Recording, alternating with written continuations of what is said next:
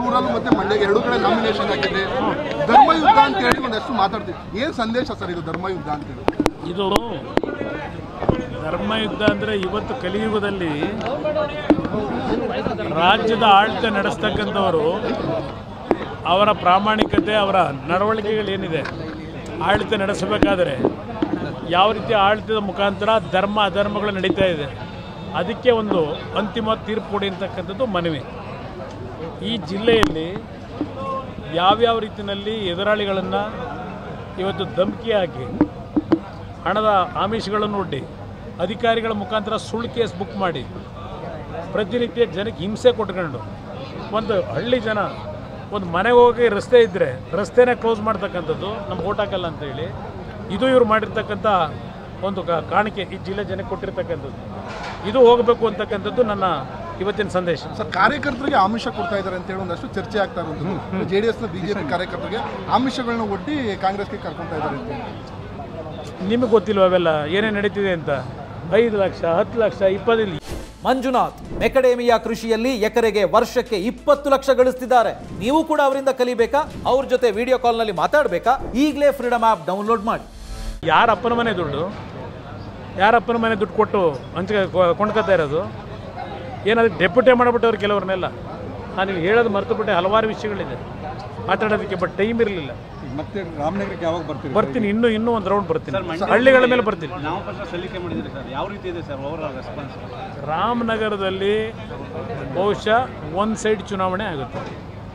ನಾನೇನಲ್ಲಿ ಚುನಾವಣೆ ಪ್ರಚಾರಕ್ಕೆ ಹೋಗದೇ ಇದ್ದರೂ ಅಲ್ಲಿಯ ಜನತೆ ಈಗಾಗಲೇ ತೀರ್ಮಾನ ಮಾಡಿ ರಾಜ್ಯದ ಬೇರೆ ಕ್ಷೇತ್ರಗಳಲ್ಲಿ ಅಭ್ಯರ್ಥಿಗಳನ್ನ ಗೆಲ್ಲಿಸ್ಲಿಕ್ಕೆ ನೀನು ಹೋರಾಟ ಮಾಡಪ್ಪ, ನಿನ್ನನ್ನು ಗೆಲ್ಲಿಸ್ತಕ್ಕಂಥದ್ದು ನಮ್ಮ ಜವಾಬ್ದಾರಿ ಅಂತಕ್ಕಂಥದ್ದು ಜಿಲ್ಲೆಯಲ್ಲಿ ಈಗಾಗಲೇ ಆ ಪ್ರೀತಿ ವಿಶ್ವಾಸವನ್ನು ರೂರಲ್ ಮತ್ತೆ ಮಂಡ್ಯಗೆ ಎರಡು ಕಡೆ ನಾಮಿನೇಷನ್ ಆಗಿದೆ. ಧರ್ಮಯುದ್ಧ ಅಂತ ಹೇಳಿ ಒಂದಷ್ಟು ಮಾತಾಡ್ತೀವಿ. ಏನು ಸಂದೇಶ ಸರ್ ಇದು ಧರ್ಮಯುದ್ಧ ಅಂತ ಹೇಳಿ? ಇದು ಧರ್ಮಯುದ್ಧ ಅಂದರೆ ಇವತ್ತು ಕಲಿಯುಗದಲ್ಲಿ ರಾಜ್ಯದ ಆಡಳಿತ ನಡೆಸ್ತಕ್ಕಂಥವರು ಅವರ ಪ್ರಾಮಾಣಿಕತೆ, ಅವರ ನಡವಳಿಕೆಗಳೇನಿದೆ, ಆಡಳಿತ ನಡೆಸಬೇಕಾದರೆ ಯಾವ ರೀತಿ ಆಡಳಿತದ ಮುಖಾಂತರ ಧರ್ಮ ಅಧರ್ಮಗಳು ನಡೀತಾ ಇದೆ, ಅದಕ್ಕೆ ಒಂದು ಅಂತಿಮ ತೀರ್ಪು ಕೊಡಿ ಅಂತಕ್ಕಂಥದ್ದು ಮನವಿ. ಈ ಜಿಲ್ಲೆಯಲ್ಲಿ ಯಾವ್ಯಾವ ರೀತಿಯಲ್ಲಿ ಎದುರಾಳಿಗಳನ್ನು ಇವತ್ತು ಧಮಕಿ ಹಾಕಿ ಹಣದ ಆಮಿಷಗಳನ್ನು ಒಡ್ಡಿ ಅಧಿಕಾರಿಗಳ ಮುಖಾಂತರ ಸುಳ್ಳು ಕೇಸ್ ಬುಕ್ ಮಾಡಿ ಪ್ರತಿನಿತ್ಯ ಜನಕ್ಕೆ ಹಿಂಸೆ ಕೊಟ್ಕೊಂಡು ಒಂದು ಹಳ್ಳಿ ಜನ ಒಂದು ಮನೆಗೆ ಹೋಗಿ ರಸ್ತೆ ಇದ್ದರೆ ರಸ್ತೆನೇ ಕ್ಲೋಸ್ ಮಾಡ್ತಕ್ಕಂಥದ್ದು, ನಮ್ಗೆ ಓಟ್ ಹಾಕಲ್ಲ ಅಂತೇಳಿ ಇದು ಇವರು ಮಾಡಿರ್ತಕ್ಕಂಥ ಒಂದು ಕಾಣಿಕೆ ಈ ಜಿಲ್ಲೆ ಜನಕ್ಕೆ ಕೊಟ್ಟಿರ್ತಕ್ಕಂಥದ್ದು. ಇದು ಹೋಗಬೇಕು ಅಂತಕ್ಕಂಥದ್ದು ನನ್ನ ಇವತ್ತಿನ ಸಂದೇಶ. ಸರ್, ಕಾರ್ಯಕರ್ತರಿಗೆ ಆಮಿಷ ಕೊಡ್ತಾ ಇದ್ದಾರೆ ಅಂತೇಳಿ ಒಂದಷ್ಟು ಚರ್ಚೆ ಆಗ್ತಾ ಇರೋದು. JDS ನ BJP ಕಾರ್ಯಕರ್ತರಿಗೆ ಆಮಿಷಗಳನ್ನ ಒಡ್ಡಿ ಕಾಂಗ್ರೆಸ್ಗೆ ಕರ್ಕೊತಾ ಇದ್ದಾರೆ ಅಂತೇಳಿ ನಿಮಗೆ ಗೊತ್ತಿಲ್ವ ಅವೆಲ್ಲ ಏನೇನು ನಡೀತಿದೆ ಅಂತ? 5 ಲಕ್ಷ 10 ಲಕ್ಷ 20. ಯಾರಪ್ಪನ ಮನೆ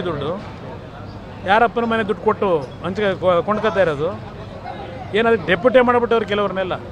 ನಾನು ಇಲ್ಲಿ ಹೇಳೋದು ಮರ್ತುಬಿಟ್ಟೆ, ಹಲವಾರು ವಿಷಯಗಳಿದೆ ಮಾತಾಡೋದಕ್ಕೆ, ಬಟ್ ಟೈಮ್ ಇರಲಿಲ್ಲ. ಮತ್ತೆ ರಾಮನಗರಕ್ಕೆ ಯಾವಾಗ ಬರ್ತೀನಿ, ಇನ್ನೂ ಒಂದು ರೌಂಡ್ ಬರ್ತೀನಿ, ಹಳ್ಳಿಗಳ ಮೇಲೆ ಬರ್ತೀನಿ. ನಾಮಪತ್ರ ಸಲ್ಲಿಕೆ ಮಾಡಿದ್ರಿ ಸರ್, ಯಾವ ರೀತಿ ಇದೆ ಸರ್ ಓವರ್ ಆಲ್ ರೆಸ್ಪಾನ್ಸ್?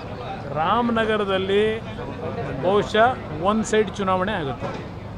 ನಾನೇನಲ್ಲಿ ಚುನಾವಣೆ ಪ್ರಚಾರಕ್ಕೆ ಹೋಗದೇ ಇದ್ದರೂ ಅಲ್ಲಿಯ ಜನತೆ ಈಗಾಗಲೇ ತೀರ್ಮಾನ ಮಾಡಿ ರಾಜ್ಯದ ಬೇರೆ ಕ್ಷೇತ್ರಗಳಲ್ಲಿ ಅಭ್ಯರ್ಥಿಗಳನ್ನ ಗೆಲ್ಲಿಸ್ಲಿಕ್ಕೆ ನೀನು ಹೋರಾಟ ಮಾಡಪ್ಪ, ನಿನ್ನನ್ನು ಗೆಲ್ಲಿಸ್ತಕ್ಕಂಥದ್ದು ನಮ್ಮ ಜವಾಬ್ದಾರಿ ಅಂತಕ್ಕಂಥದ್ದು ಜಿಲ್ಲೆಯಲ್ಲಿ ಈಗಾಗಲೇ ಆ ಪ್ರೀತಿ ವಿಶ್ವಾಸವನ್ನು